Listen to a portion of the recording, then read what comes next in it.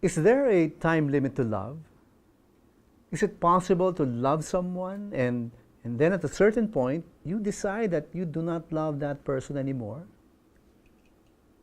That's what some couples seem to say. And the way they abandon their relationships, like they were cheap gadgets meant to be thrown away after a while.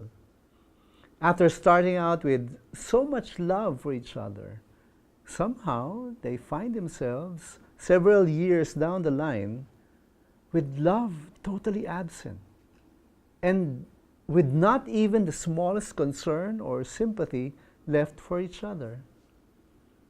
I think that's very sad. That's a tragedy for any couple to go through. Love relationships are not meant to be like that.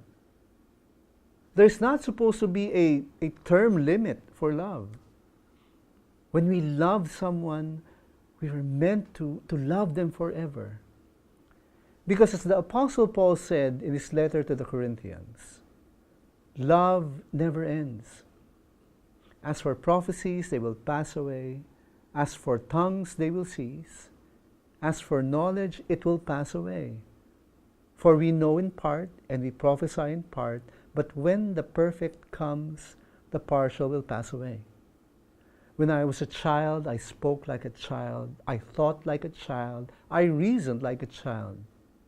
When I became a man, I gave up childish ways. For now we see in a mirror dimly, but then face to face. Now I know in part, then I shall know fully, even as I have been fully known. So now faith, hope, and love abide, these three. But the greatest of these is love. We need to understand that the life that we have here in this world is not permanent.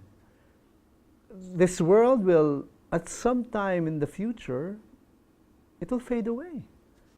The world as we know it will be transformed. And when that time comes, there's no more need for faith, which means trusting in something and someone we do not see. Because by then, we will see all things clearly.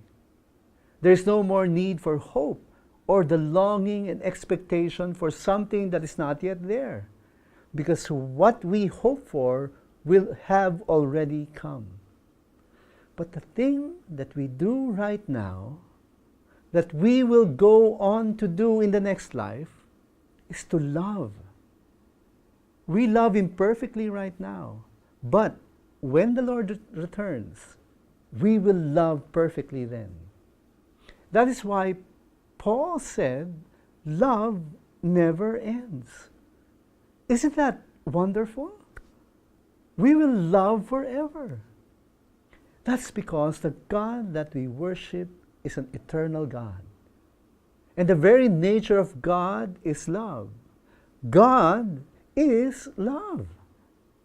And if we worship God, we would grow to be more like Him every day with an increased capacity to love.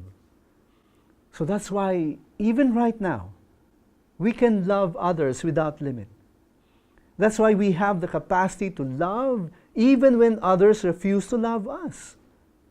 We choose to love for the sake of our Lord.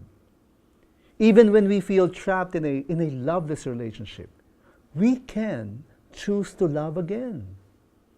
Even when we're hurt by people we love, we can choose to respond in love and do good to them. Even when our enemies attack us with their hate, we can choose to love them in return.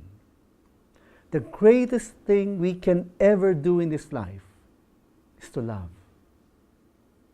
Let us love others just as the Lord loves, with a love that never ends.